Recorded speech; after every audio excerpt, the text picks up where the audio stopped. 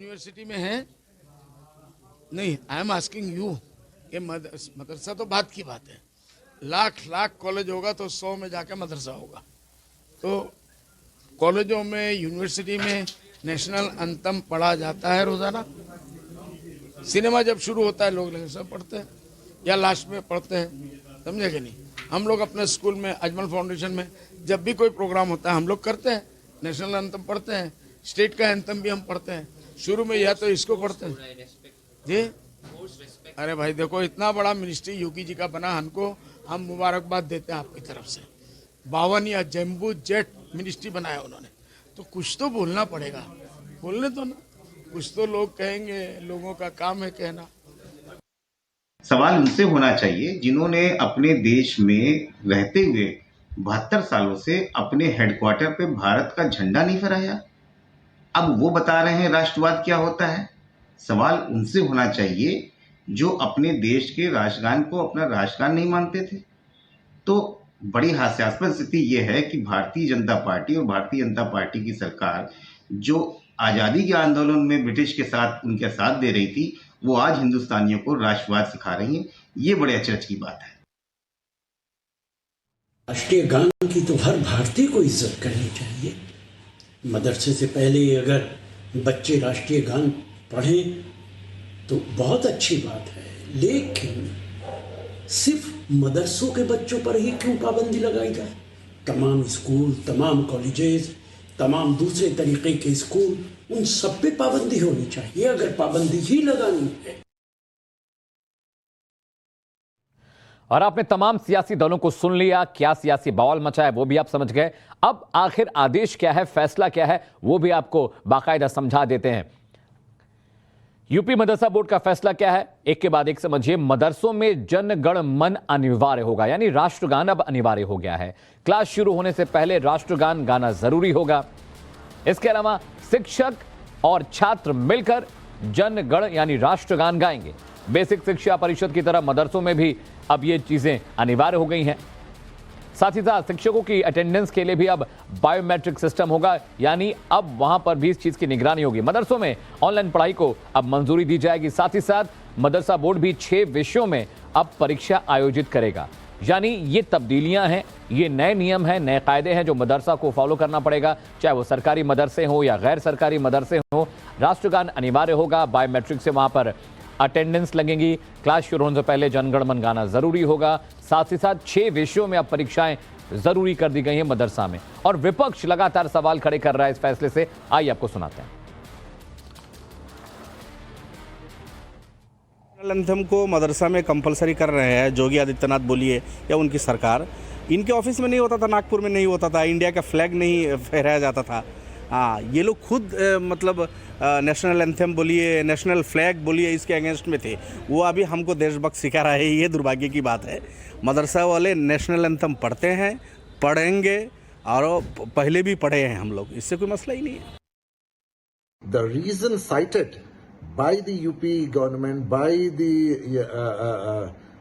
Yogi government, that if they recite national anthem, then only it will instill the spirit of patriotism. That is something I think highly objectionable, because that goes on to say that those students who are studying in madrasa, are they not patriotic? And there is no reason for any government to doubt the patriotic credentials of any student or any citizen. There is nothing wrong in singing national anthem for every citizen of India, but you can't coerce them. The spirit to have love for the country and nationalism, patriotism are matters which must be within the hearts of the people. You can't coerce somebody to become a nationalist or patriot. So I think we will have to educate the students, even otherwise, to become nationalists and patriots, and only by imposition of such rules you will not be able to improve the situation.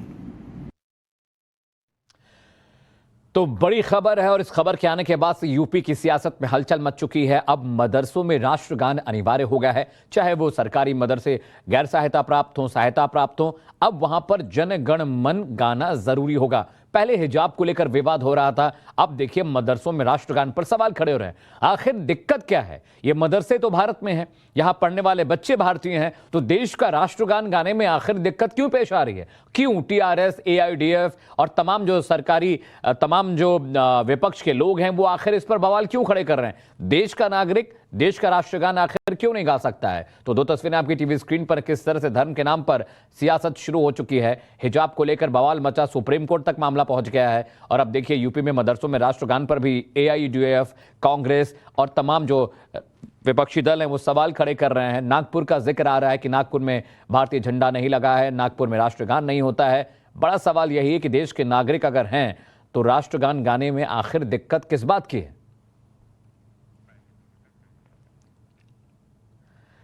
तो बड़ी खबर आपको बता रहे हैं, UP मदरसा board के फैसले पर सियासी बवाल मचा हुआ है। यूपी मदरसा बोर्ड ने फैसला किया है कि राज्य के सभी सहायता और गैर सहायता प्राप्त मदरसों में राष्ट्रगान जरूरी होगा। इस फैसले पर विपक्ष लगातार सवाल खड़े कर रहा है। प्रतिक्रिया हम आपको दिखा रहे हैं।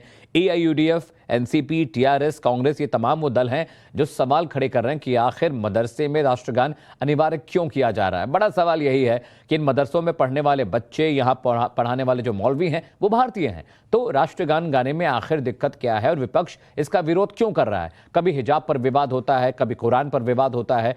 राष्ट्रगान तो सबका है, हर जाति, हर कौम, हर किसी का है राष्ट्रगान, तो इसे गाने में, गुनगुनाने में आखिर किसी को दिक्कत क्यों पेश आ रही है?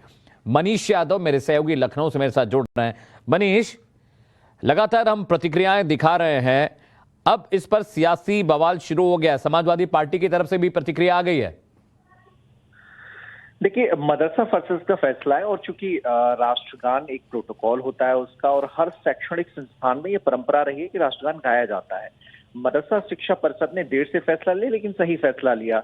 अब उसको लेकर पश्चिम के कुछ मौलाना हैं, कुछ मदरसे संचालक हैं जो पूर्वांचल से आते हैं, जो नेपाल बॉर्डर के इलाके हैं उनसे सटे हुए हैं, वो लोग इसका विरोध कर रहे हैं। सियासत में भी विरोध हो रहा है, लेकिन चूंकि मदरसा परिषद का फैसला है और ये ऐसी बॉडी है जिसके अधीन सारे मदरसे आते हैं, तो ऐसे में उस फैसले पर सवाल जरूर उठा सकते हैं, लेकिन वो मानना अनिवार्य होगा क्योंकि वो संवैधानिक बॉडी है। अब ऐसे में सारे राजनीतिक दलों को समझना चाहिए कि जब तमाम जो माध्यमिक से जुड़े स्कूल होते हैं, जो यूपी बोर्ड से जुड़े स्कूल होते हैं, जो सीबीएसई बोर्ड के स्कूल होते हैं, सब में ये परिपाटी रही है, सब में ये परंपरा रही है, तो आखिर इसे मानने से परहेज क्या है? तो ये सारी चीजें यूपी की सियासत, जब नई राज्य सरकार का गठन हुआ है, नई राज्य सरकार अस्तित्व में आई है, उससे पहले मदरसा संचालकों ने इसका विरोध करना शुरू कर दिया है। मनीष, जिक्र नागपुर का भी आ रहा है और समाजवादी पार्टी और एआईयूडीएफ के लोग कह रहे हैं कि नागपुर में तो भारतीय झंडा लगा नहीं है, हमारा राष्ट्रगान होता नहीं है। देखिए, बिल्कुल, लेकिन एक दौर था जब ये झंडा नहीं रहता था, लेकिन अब नागपुर में संघ मुख्यालय पर भी झंडा लगा हुआ है, तिरंगा। और वो एक निजी संस्थान है, एक निजी सामाजिक संगठन है, लेकिन जिन मदरसों को ग्रांट मिलती है, मदरसा परिषद के द्वारा जो संचालित होते हैं, सरकारी सहायता से चलते हैं, तो कम से कम उनके मदरसे संचालक इस तरह की बात उठा नहीं सकते, क्योंकि सरकार की एक मोटी जो रकम होती है, जो मदरसे के शिक्षकों पर खर्च की जाती है, मदरसों को एडवांस बनाया जाए उसके लिए खर्च की जाती है, तो उसमें कम से कम ये प्रोटोकॉल होना चाहिए, उसके मदरसे शिक्षकों को इससे बचना चाहिए। ऐसा जो मदरसा परिषद के जो अधिकारी हैं जिनसे हमारी बातचीत हुई है, उनका कहना है। ठीक है मनीष, बहुत बहुत शुक्रिया मनीष इस जानकारी के लिए। तो चलिए अब आपको दिखाने जा रहे हैं कि आखिर मदरसों में राष्ट्रगान गाने को लेकर कौन से लोग विरोध कर रहे हैं, कौन इसके खिलाफ खड़े हो गए, वो भी आपको बताना जरूरी है। देखिए, बदरुद्दीन अजमल प्रमुख हैं एआईयूडीएफ के, राष्ट्रीय दल भी कांग्रेस के वरिष्ठ नेता हैं।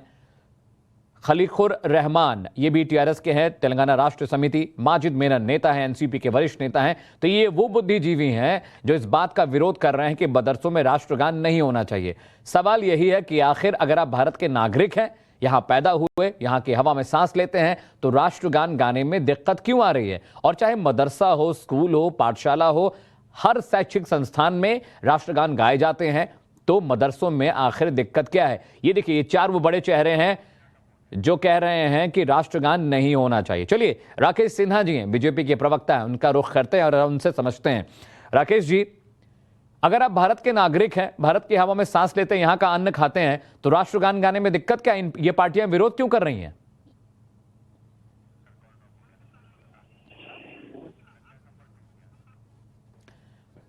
शायद उन तक मेरी आवाज नहीं पहुंच पा रही, कुछ टेक्निकल ग्लिच है। मैं फिर से कोशिश करूंगा उनसे बात करने की। तो बड़ी खबर ये और बड़ा सवाल भी यही है कि मदरसों में राष्ट्रगान गाने को दिक्कत क्यों है? एआईयूडीएफ, कांग्रेस, टीआरएस, एनसीपी, ये तमाम वो दल हैं जो इस बात का विरोध कर रहे हैं। लेकिन देश के हर शिक्षण संस्थान में राष्ट्रगान गाया जाता है, तो मदरसों में क्यों नहीं? चाहे वो गैर सहायता प्राप्त हो, चाहे सहायता प्राप्त हो। यूपी मदरसा बोर्ड उन्हें पैसे देता है जो कि सरकार की संपत्ति है। अगर आप देश में हैं तो राष्ट्रगान गाइए। और शहजाद पूनावाला मेरे साथ जुड़ रहे हैं, बीजेपी के राष्ट्रीय प्रवक्ता हैं। शहजाद, ये कांग्रेस, एआईयूडीएफ, एनसीपी विरोध क्यों कर रहे हैं? आप देश के नागरिक नहीं है क्या? देश की हवा में सांस लेते हैं, यहाँ का अनाज खाते हैं, तो राष्ट्रगान गाने में दिक्कत क्या है?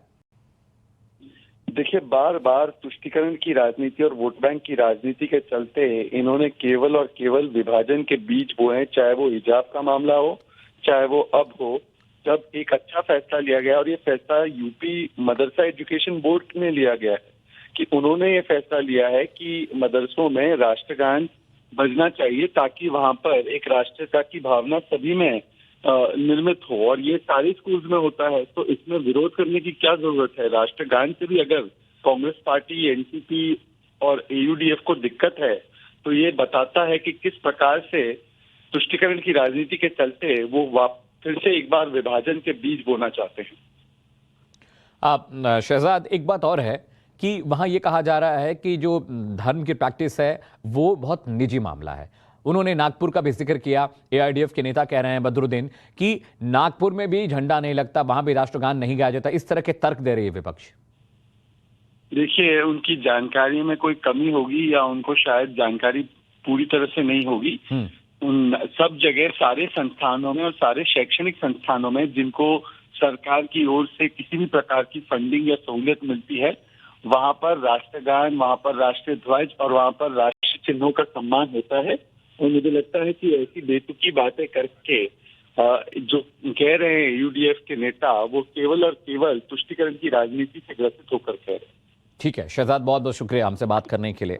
तो ये शहजाद पूनावाला थे, बीजेपी के राष्ट्रीय प्रवक्ता, जो इस बात को खारिज कर रहे हैं। उन्होंने कहा कि ये राष्ट्रगान देश का असीम हिस्सा है और ये होना ही चाहिए। चलिए रुक कर